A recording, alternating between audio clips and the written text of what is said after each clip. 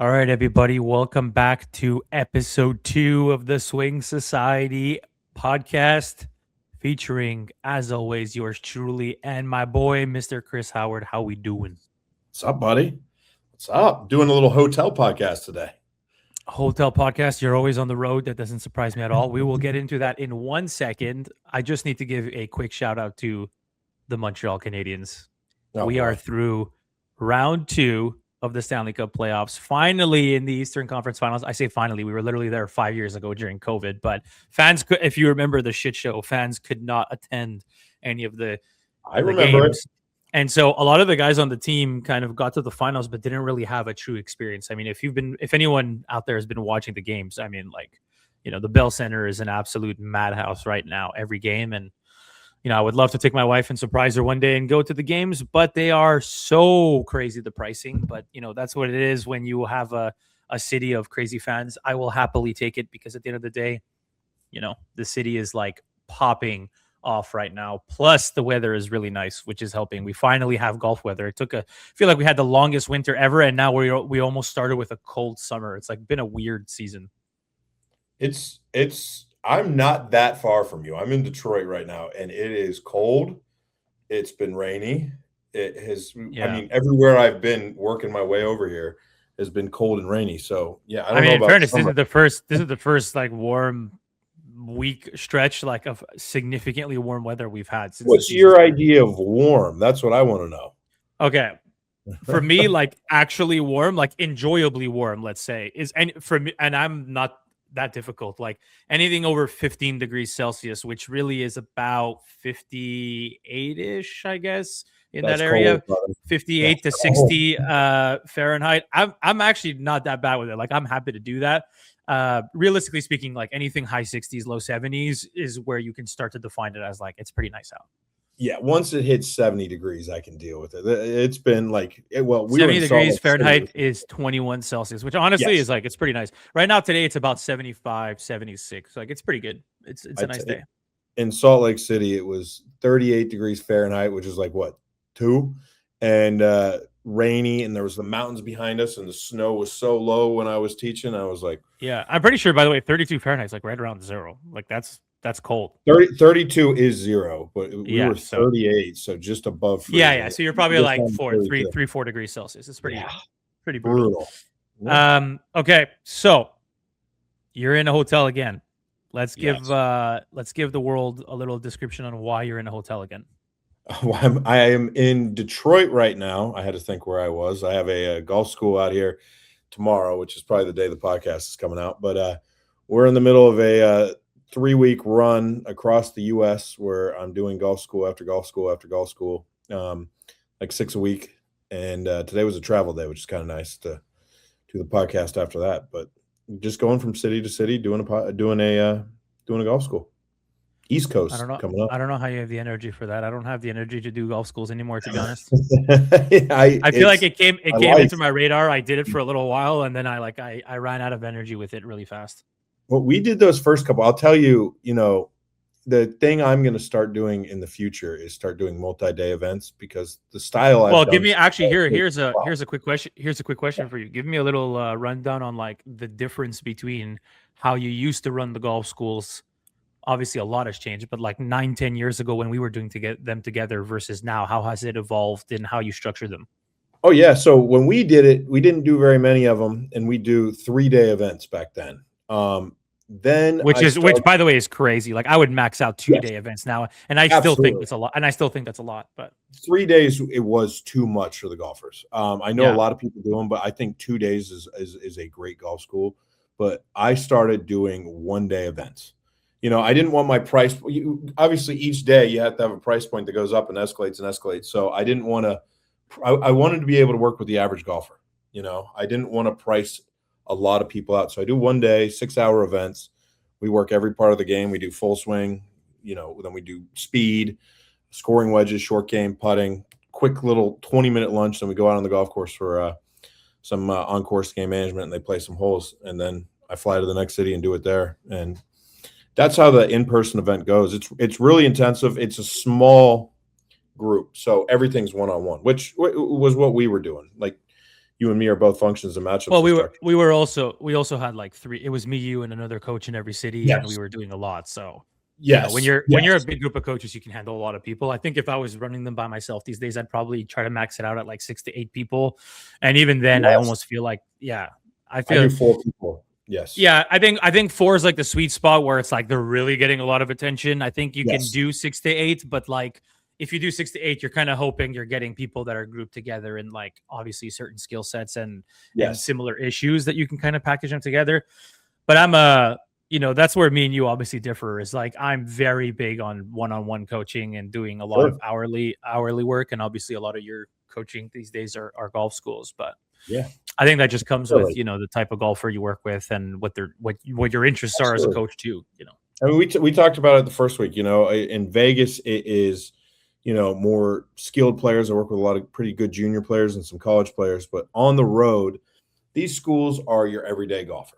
Some of them are club I mean, champion in type. fairness, isn't that kind of the type of golfer you're gonna always get in golf schools? Like at the end of the day, somebody who's a 3 handicap is not going to a 3-day golf school with a coach because they're just going to assume that it's going to be for golfers that are on average far worse than they are. General rule of thumb. I've had a professional out of Australia who won. I forget what it's called, but the second tier tour out there. He won an event when we were right after the school. And I've had some D1 kids come out, but it's generally pretty rare. It happens once or twice a year. Yeah, of And course. I mean, those people know me. outliers are always going to exist, but Yes. on average, I would imagine the skill set 100%. is Those obviously those have to different. be people who have been on the other side of the country or the other side of the world following me for Yeah, years. like they see an opportunity to see you Yeah. regardless, even if they're signing up for the school just to get some wisdom from you. It obviously helps. Yes. Yeah, that's how that works. So, Got you. Okay, let's what jump into some talk that hot people takes? actually want to hear. Yeah, hot takes. Yeah, This week dude. is all about so this week is all about hot takes. I'll let Chris kind of take the reins on this to start, but we've been talking about this for a little while. Some different hot takes in the instruction world, and I threw a couple in here that I wanted your take on. I know that's yeah. been buzzing, so let's start out with one. This is a fun one. It's about tempo. It's Yeah. it's overrated and not sustainable. I heard this one on the internet. How do you feel about that one? I agree. I mean, I just talked about this recently. I believe that tempo, I put a tweet out about this. I want to say maybe like a month ago, 3 weeks ago, and it kind of blew up in a weird way where a lot of people got super offended by it. Oh, how is it possible that if your tempo's off, how can you play good golf? I mean, I never said that. Let's be honest. People like to paraphrase tweets and go off on tangents of their own that they read. But here's the thing about tempo. Okay, let's start it out nice and fresh. I said that tempo is overrated and it's not sustainable. Not sustainable doesn't mean that you shouldn't ever work on it. I just believe that there is a time and place to work on your tempo and your sequencing and all of that jazz. And I believe that it's overrated because people value it far higher than they should in the grand scheme of their golf swing. So I'll give you an example. Is it possible that a golfer hits all the correct positions? I'm saying that in quotations for the people listening audio wise, but is it possible to hit all the right positions in the golf swing and hit it like crap because your tempo's off? Yeah, of course it is. I mean, at the end of the day, tempo has its own place and it has its own value. Is it possible to hit really good shots when your club face is wide open? It is. It's also possible to hit shitty shots. Like nothing is absolute in golf. We've learned this many, many years ago. Tempo is in line with everything else in that regard. I believe it is overrated because people will take very poor golf swings, find a way to create a timing to it that works for them in the short term, and then a couple of weeks go by and that timing no longer exists, or as is often the case even with professional golfers, it gradually gets worse with every event you play. And then by week 3, week 4, week 5, your tempo is no longer the same as it was in week 2, and now your misses just tripled in dispersion, right? So Do I believe that tempo is valuable? Of course. Going into a tournament week is where you should be working on it the most. You want to figure out your timing and your sequencing, and you want to create a flow to your movements in a week where you are trying to compete. And going into that tournament week, you should be working on those things a lot. I believe that's where it holds its most highest value. At the same time, don't take a golf swing that has so many poor elements to it, finds its way to time it together for 1 week because you worked on tempo, right? I'm just going to soften this up in transition. I'm just going to do this, in my takeaway. I'm going to have a little trigger like this. Sure, those things are going to help you in the short term. No problems at all. But I promise you that in a couple of weeks, you're going to come back to me and say, well, that stopped working. And I get this in my online lessons all the time. Let's be real. I've given more online lessons than anyone else on this planet. It's a little self pat on the back. Sorry to be cocky. It's true. Yeah, I mean, I'm being a little cocky, like it's a joke a little bit, but like at the same time, I have given 15,000 online lessons over the last 10 years. Like I've seen my fair share of this stuff, and the reality is, there are so many golfers out there who work on tempo. It works for a week or two, and then it doesn't. And when it doesn't, what do you do in that situation? Do you have anything else to fall back on? You don't, because you haven't worked on concrete, tangible things that will actually help you to put your club and your body in better positions. Again, in quotations, because there is no positions. It's a fluid movement, but we can get into a whole other thing about that. Yeah, I agree with all that. I had a guy 2 schools ago that literally had the shaft past his head in the downswing, which I have not seen in all these years. And he got his hands to where they were basically over the golf ball at impact, added loft. And he's like, I think tempo is the most important thing for me. I'm like, you hit a drive 160 yards and it stays in play. That's not functional. So tempo, working on that, he needs to fix everything else. You know what it is? You're going to work on tempo. You're going to get better. It's just not going to last very long. Yeah. And what I said in the tweet, which is I think really where a lot of people's like blinkers went off, where they started going crazy, is that I said it's not only overrated and not sustainable, it masks a lot of the real issues you have. And what I basically meant by that is, what I basically meant by that is you can have a lot of flaws in your golf swing, and you can time it up really well by working on your tempo. You'll get some good shots in play.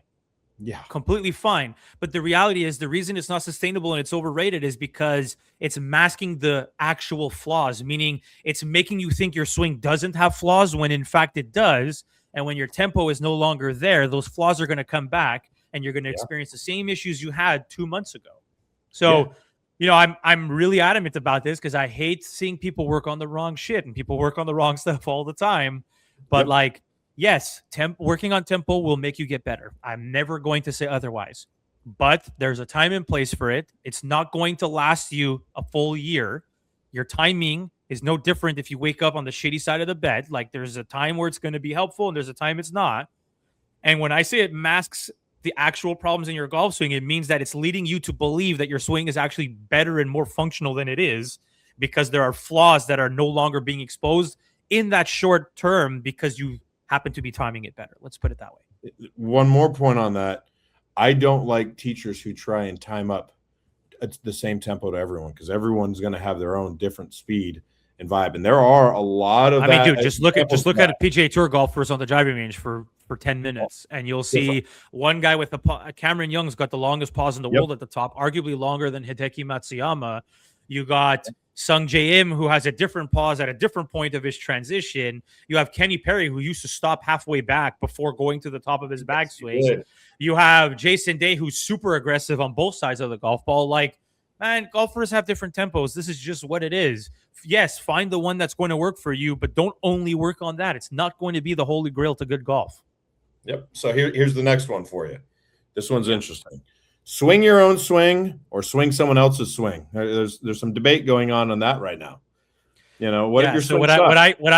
What I texted you was, swing your own swing unless your swing sucks, and then please go swing someone else's golf swing. I mean, it's pretty straightforward to a degree, right? Like what I'm basically implying is, if you have some foundationally good pieces in your golf swing, then retain that as much as possible. and build your swing around that. So we like to call it like swing DNA, right? Don't tell TJ Eaton that, my boy, another great golf coach, because he hates that sentence. But essentially, you know, swing DNA, a simple way to think about it is like you have certain tendencies in your pattern that are probably always going to be in there. You know, I have this very distinct trigger when I start my backswing where my knees buckle and I click my pressure into my right foot. I'm always going to do that. Whether I think about it or not, it's just going to happen. Sure. Right? Like that to me is part of my DNA. It's ingrained into my move. Certain foundational pieces everybody has in their golf swing, right? Like certain tendencies, how you finish with the club in the air, or, you know, very obvious things. If those things are functional, then build your swing around those pieces. But if your swing has these like foundational movements that are really poor, whether that's like a type of setup position or a type of grip, right? You have like a funky grip. Well, sometimes funky grips is fine. In a lot of cases, it's not, right? The way the club goes back, some golfers can get away with having the most inside takeaway on the planet because it doesn't affect other areas. Jeremy Paul, I always like to highlight him. I worked with him for a handful of years. He's on the PGA Tour. He had the most inside takeaway shut face you've ever seen. But he gets to the top of the backswing and the alignments are pretty solid. The way the club pitches in transition is pretty solid. It wasn't negatively affecting the chain later on. It's perfectly fine to keep it. It's an ingrained pattern, and you would think of that as part of his swing DNA, right? He's been playing that way since he's 6 years old. He's not going to all of a sudden start taking the club outside his hands going back. It ain't going to help him, right? So here's the thing. But if you have these fundamental pieces in your golf swing and you're hitting it 100 yards right and 100 yards left and you can't break 90, well, swinging your swing is fucking useless. Excuse my language. Like at some point, go find someone else's golf swing and copy it. You know, this phrase became famous because we highlighted the PGA Tour, and you see all these excellent golfers on the driving range, and they have all these really cool, unique golf swings, and one guy looks different from the next. I completely agree with that, right? I've seen them on the range all the time. But these are the 0.000000001% of elite talent in the world. And guess what? For every successful Sung J Im, there's about 10 million Sung J Ims who can't find the fucking fairway. And for every successful Dustin Johnsons that are out there, there's another 100,000 Dustin Johnsons who snap hook every ball 50 yards to the left. Like at the end of the day, we have to understand that, yes, you can hypothetically make any DNA work, any type of matchup and combination you want work. But for every elite talent who has a funky move, just know that we've seen that funky move on our driving range, and those golfers don't have that elite talent. Now, is it a technical issue? Is it a skill issue? It's a combination of both. But like at some point, if your scores are really poor, stop trying to just salvage every little bit of your golf swing to say this idea of swing your swing. Like, go improve your golf swing and make some concrete changes to it, please. Yeah. So here's another one you sent me. I agree that's a fucking rant and a half. I feel like I'm getting like agitated. We're ramping you up. It's a hot take. You're supposed to be ramped up today on all these things. I'm talking shit. I don't care. Let's go. I like this one. I'm going to start this one, but most golfers are not lacking consistency. They're consistent in their misses. I think that is one that you put in there, and I absolutely agree with. A lot of players have consistent patterns, and the golf ball misses in the same exact place every time. And you can make little variations on that and fix a lot of things with their pattern, with their consistent pattern. What's your take on that? Here's the thing. How many times has a golfer who's, let's call them like a bogey golfer, because that's like your average half decent golfer who's not very good, not very bad. They're somewhere down the middle. You know, at least that's how we would define it, right? Sure. I don't know about you, like just as a side note, I consider a very good golfer somebody who can break 80 consistently. I think that's a good golfer. You're shooting in the 70s, you're a good golfer. I think Jim Nance said it best. If you can't break par, you're not a good golfer. There's my hot take of the day that will get me a lot of hate on that one. He backed that up. You need to be able to break par for me to look at you and be like, you're good. Don't get me wrong, dude. I work with tour players. Like, I get it. Yes. I totally get it. More than players. Yeah. And there's a big difference between being a good golfer and being the elite talent. I believe if you break par, in my opinion, if you break par, you're elite. If you can break 80, you're a very good golfer. If you break 90, you're a decent golfer. If you can break 100, you're kind of an average golfer. Like, that's the way I've always been. You're so nice You're so nice. 80 to Yeah. 90s average. You're such a I nice mean, guy with dude, a that. guy comes to you and he tells you he's shooting like 80 to 85 on average. Yes, he's a decent golfer in the sense of like you're comparing him to the average person who goes out there and shoots Sure. 110. Sure. Like Okay. he's a Yes. decent Yeah. golfer. I said Yeah. decent. I didn't say he's a good golfer. I said decent. Decent. All right. Yeah. That's my opinion on it anyways. Okay. We got lost here. What are we talking about again? Yeah. Most golfers are not lacking consistency. Yeah. The consistency. Yes. misses. Okay. So how often does a bogey golfer come and see you and they're like, I just want to improve. I'm inconsistent. And then they'll tee a ball up and like the first 15 shots they hit are like 25-yard slices into the trees. And they go, look. And I'm like, well, dude, if you actually look at the dispersion of those 15 shots, like there might be a window of 5 yards. Like that's more consistent than if you were to hit it straight. It's not that you want to be more consistent. You have a very consistent theme. In fact, consistent patterns are the easiest things to change in golf because I'm seeing the same result over and over, even if the result is bad. So for me, I define consistent as a pattern. Is there a pattern in your golf swing? If there is, then you're pretty consistent. You're recreating the same result over and over. Isn't that the definition of consistency? Right? Where you are lacking is good, high quality results. You're not an optimal golfer. You're very inefficient. Your results are way offline. But I wouldn't define that as inconsistent. That's the biggest difference. And I think that people, I understand where they're coming from when they say that because they're defining like good results maybe are inconsistent to some degree. But it is a pattern we're recognizing. You know what's an actual inconsistent golfer? Somebody who stood there, striped one ball, low hooked the other one, high sliced the next one, low pull faded the next one, high faded the next one, top the next one, shank the next one. Now the person's going to look back at you and be like, well, what did I just do? And I'm like, well, buddy, you're inconsistent. That's when we're going to tell you that, but like, I want golfers to start understanding that patterns are not inconsistent. By definition, literally patterns are consistent, right? So if you can come to me in a lesson and you have a recognizable pattern, you're actually very easy to change. The golfers who are difficult to change because the results are so drastic in all sorts of directions or lack of directions in that situation, those are the ones who are inconsistent by nature. So I actually don't believe there's that much inconsistency, even with poor golfers. More often than not, it's just recognizable patterns that are not very optimal. I agree. I think when you see players that you talk about who have consistent misses, those are generally ones that, in my opinion, you can get them to improve quicker, versus trying to, deal with 17 different things. I think with the average golfer, especially, those are the ones. What's difficult for the average golfer to grasp, and I see this a lot in my online coaching, especially, is going from one pattern to another pattern that's not straight. They tend to freak out, even if it's better in many ways, because they're just relying on good shots being at the target, which to some degree I understand. But also if they're hitting, and I'll give you an example, like guy hits a slice, he hits a 140-yard 6-iron that slices nonstop. Now they're a little over the top. The club is too steep. Their path's too left. The face is wide open. It's a balloon ball, right? Like they're spinning their 6-iron 8,000.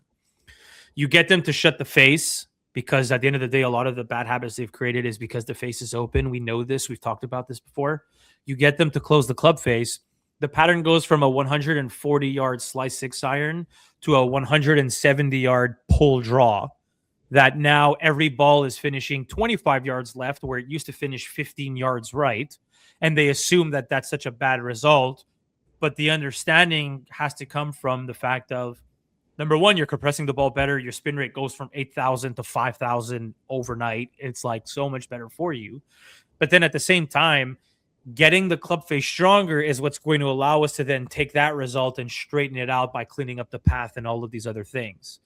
But because they just associate how far offline the ball's going, oftentimes they tend to panic and either revert back or, they get all up in their head about it. And that's something that I do wish golfers understood more of is, and this kind of leads into another hot take. I'll even set this up for you, is the right change at the wrong time is the wrong change. I say this all the time to my students.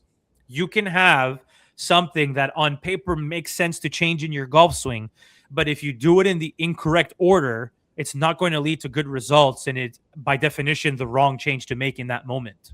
Oh yeah, that one you go right into what you were just talking about there. Every time with me, you get that over the top golfer with that open face, right? I'm going to attack club face first. A lot of people will attack the over the top move because they've heard over the top makes a slice, never fix the face, neutralize the path. Ball's going off even farther. So I would argue the start line is going to get worse. I mean, you take an open face and you push it. Don't forget, yes, the face controls the start line, but not 100% of it. With irons, it's roughly 75% of the start line. The other 25% is coming from the direction the path is coming from into the ball. So I think you would agree swinging, with me, though, the face is going to be, when you do that, the face is going to be just as open relative to the path as it was before in most cases. So and now the start line's even worse. The start line's way off now. Yes. Yeah. When you're dealing with the regular amateur golfer, they're not going to change that path-face relationship when you change. Well, this is also what I kind of highlighted in our first call, in our first chat was, you know, I believe in many ways working with better players tends to be easier for reasons like this, because they just understand the chain too of like the order of changes, where it becomes a little bit easier to convince them to make certain swing changes. It's hard in many ways because obviously they're very talented with the move they have, so they're going to be hesitant to make any changes at all. Sure. But it's easy in the sense that they understand what that process looks like and what the expectation is, and they're not going to just go off on a tangent because they saw a YouTube video. You know, that's the biggest difference, really. Oh yeah, that's dangerous. But that's such a good take that you had there. I think players, you know, they go about things in the wrong order, and a good coach will put you in position where things are going properly. To me, that's what separates elite coaching versus everyday coaching is any sort of everyday coach can look at an average golf swing and pick apart things they don't like. Yeah. But do you understand the chain reaction of events within that pattern and the order in which you need to make those changes? Because anybody can say, this guy's got a chicken wing through the ball and I'm going to work on improving it. Well, is there a reason the chicken wing exists? Probably. Maybe work your way backwards a little bit and figure that out first, and then you'll actually make the right changes at the right time. Yeah. So here's the next one, kind of going along in the same thing. With golf swing, a perfect takeaway or backswing means absolutely nothing in the grand scheme of things because it sets up the downswing. Now, I want to put one disclaimer in there.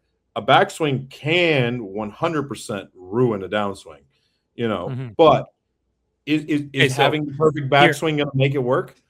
So I'll phrase this in a way where I think we will both agree with pretty comfortably. I believe that if you create a certain backswing for a specific golfer, you can change the way the club moves on the way down because the forces that are going to be applied in transition are going to change because of what this backswing is now doing differently. But putting someone in Adam Scott's backswing isn't going to guarantee shit for every single golfer out there, especially if they have a lot of other bad habits within their pattern. You know, I can make the takeaway look very neutral and go to the top of my backswing, and the backswing looks pretty bad.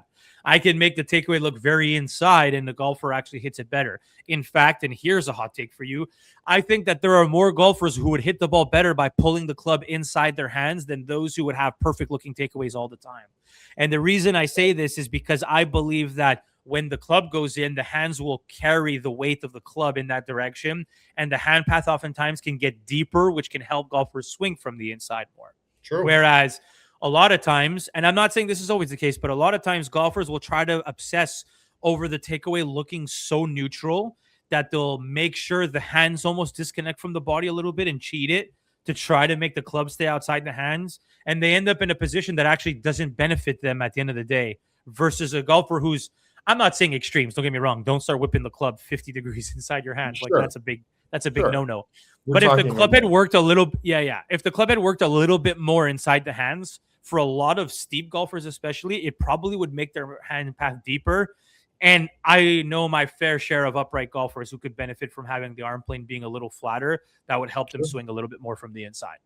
I think you and I had a conversation years ago about this when we were hanging out, you know, especially a shorter backswing. Flatter is generally going to be more conducive to a good strike than really vertical if you don't have a lot of time. You know, we Dude, both I love posted the about I that a love bunch. the idea of like steep to shallow on paper, Yes. but that You need backswing time. needs a lot. That backswing needs a lot of length and a lot of timing to Yes. make it work. You know, the only golfer I've ever seen who's short, like very short by nature, who can get away with that. You know, Tony Finau did that for a little while, but his game, I also feel like maybe is not up to his own standards this year. Lynn Grant on the LPGA. She's the one who kind of stands out to me the most. If you've ever seen Lynn Grant's golf swing, a Swedish golfer, she's got this like super closed forearms in the takeaway. The club pitch is super vertical. The backswing gets very short, but then she shallows the shit out of the club in transition, and it's really good. Fast. Really good, but really fast, really short. There is a lot of movement in a short amount of time. Yeah. And she pivots so hard to make that pattern work, because if you're not rotating really well with how much and how late that club's shallowing, you're going to get stuck and it's going to be really hard to manage. So if your swing is very short, you're better off being a little bit shallower for sure, a little bit flatter on the way back. Jim Furyk would be another one in that boat. But if you look at Jim Furyk's swing, there is not much speed in that golf swing. Not much speed. I also believe his swing is long enough with his hand path travel to make it work. Okay, yeah, You know, that's true. Big true. difference. Like the club Yes. is not very long, but his hands travel on a very long arc to make it work. And they reroute by pulling back into his chest as he's rotating to not kick out further. So there's a very distinct move with Furyk that makes it work. Yeah. It's a very distinctive movement, and it's a great example of, you know, shaft pitch versus hand depth and how all those match together to make a. We should do an entire call. How about this? You could. Every call we'll set up the next call. Let's talk next call about the difference between shaft movement and hand movement and how different they are. Oh, that could be a good one. I got one more here today. One more hot take I want you to take on, and then we can call it a day. But this is a good one here. Mm-hmm. The obsession with lag is a terrible idea. Yeah, people are going to hate me for saying that, but I mean, I agree with that so wholeheartedly. I believe that if you are going to create quote unquote lag in the golf swing, you should do it through a variety of a couple of different things, none of which involve just holding on to the angle with your wrists for as long as possible. Yeah, I believe that. Any hate from me on that? I believe that you need a strong enough club face to make it work, because at the end of the day, you're implying that the golfer will have more shaft lean at the bottom in doing that, and shaft lean tends to open the club face horizontally, and therefore you need a strong enough club face to make that work prior to that. Take a square to open club face and lean the shit out of the shaft forward and tell me where that ball is going to go. And if you're a right-handed golfer, it's probably going 45 degrees to the right. So you need a strong enough club face to make sure that you can lean the shaft. That's the first important part. The second part is you need proper sequencing. This is where to some degree tempo is important here. You need proper sequencing to the body and how you're pushing in every direction, creating lateral movements, creating rotational movements, trying to time all of those things up. You create enough lateral in the golf swing, you'll lean the shaft, you'll create lag, right? It's the whole loading to unloading. This stuff is very important. But at the same time, if you're going to stand there and you're going to be a golfer who is just going to take the handle and pull and hold and hold and hold and hold and hold, take a look at where that club face is going to be by the time you get to the bottom of the swing. First of all, your low point control is going to be probably a disaster because your body's not moving well enough to support whatever you're trying to do with your hands and arms. And then secondly, that club face is going to be a nightmare and you're not going to be able to control it long enough. You might have some good results every once in a while. I'll never say never, but you know, that's not going to be sustainable nor consistent in terms of strike. I think that goes back into the earlier hot take. You better figure out something to get that face turning down first if you're trying to teach somebody that, because that's something that you can turn into an absolute disaster for the average golfer. Dude, just get your club face strong, get your body moving well, and you'll create plenty of shaft lean, and you will improve your ball speed. You will improve your compression, and therefore you will improve your overall distance. Please do not, I cannot believe we're still saying this in 2026. Please do not try and hold on to the wrist angle throughout the entirety of your downswing and try to make it work with no other game plan in sight. Let's put it that way. You can have feels. Don't get me wrong. Like, I'm all for having certain feels with the wrists to help you out. But this idea of like dragging the hands and just holding the wrists bent back forever in the downswing, that's a no-go to me. But if you're going to have certain feels in transition with the wrists to allow for better club face control, to allow for a better shaft pitch, to allow the body to do different things, I am always in favor of those types of changes. But don't hold on to your wrist angle forever and try to be super narrow with the shaft basically touching your body in the downswing and hope to create good results, because you're going to be disappointed.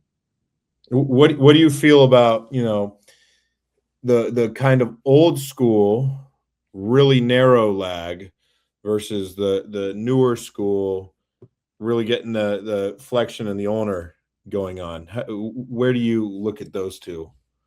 Well, I mean, let's just say it like this. How are you defining lag? Because I think that the way they defined lag in the 90s versus how we define lag now is very, very different. The way they defined lag in the 90s was that angle between the shaft and your forearm. And so the greater that angle, the closer the club got to your body in transition, right? The more narrow the club looked, the more lag you have. We know that's no longer true. Right? There's enough data to support otherwise now. So just look at Dustin Johnson from face on. You're going to tell me he's got no lag in his golf swing? He looks very wide coming down. It doesn't mean he's not creating lag in the golf swing. The guy's one of the longest hitters on the PGA Tour. He creates plenty of speed. But if you look at him from face on, he's got a bunch of flexion, a bunch of ulnar. He looks super wide, and some people would think he's casting the club. I agree. That's all you need to know, right? So our definition of what lag is and how we create it has evolved immensely, and just please do not worry about trying to be super narrow with the club on the way down. It's not always the best approach. Are there golfers who actually cast the club and create bad habits and maybe having some loading feels that can help them? Yes. Again, yes. Feels I'm always in favor of, but extremes that you're trying to accomplish in actuality, that's where people go wrong. I don't think the concept of lag, in my opinion, where you're trying to get narrow, helps the player who's got the cast out here, because they're just going to sit here and go into a massive amount of extension, open the face. In my years of doing it, get your body changing direction and shifting pressure early, and you'll create all the lag you need in the golf swing. Yes, 100%. It's all about how your body moves. I love that. I mean, that's really the whole thing. Get your face better, get the body moving better. You're going to create all the lag you need in the golf swing. I agree. I don't have any more hot takes. You got anything else you want to close us with? I apologize in advance for being super intense. I'll say that, I'm Canadian. I do need to apologize once per podcast episode, I think. I also believe that, me and Chris are obviously just shooting the shit here. There is an ultimate purpose of trying to make you guys either be better golfers or think differently about the golf swing. I think we can both agree that, we're not going to just sit here and ramble on about mechanics for an hour every day, because it's going to feel very overwhelming for, the average viewer. But at the same time, my goal is to just make you guys think differently about the golf swing, and more than anything, slowly pull you away from the Golf Digest, Golf Magazine, old school mentality of how we think about the golf swing from the 90s. Launch monitors have come out. 3D data is now regularly available. There's a lot of information to coaches now that has disproven a lot of old information that is out there. And it's no disrespect to the magazines from those days. They were working with whatever information they have. I totally get it. Information might come out 50 years from now that makes me and you in this podcast look like idiots. We don't know. But as of this moment, this isn't the information we have. And we have seen enough golfers get better that obviously we're trying to share that to you guys. So we shoot the shit. At the end of the day, our goal is just to make you guys get better. And, every episode we're going to try to come on here with a different topic. Eventually we will have guests on, but I just kind of want to shoot the shit with Chris for a little while. And once we figure out maybe a little bit of a different flow to the episodes, because I feel like it's going to evolve a lot early on. Sure. We'll get to that point. Then hopefully Chris at some point is not just, sitting behind a hotel mirror, and he'll actually be in his house. Once in a blue moon, I'll actually be home. Well, thankfully, we can still run this from a hotel room, so it doesn't matter. Yes. You'll probably see the same backdrop on my end for the most part. So. Right.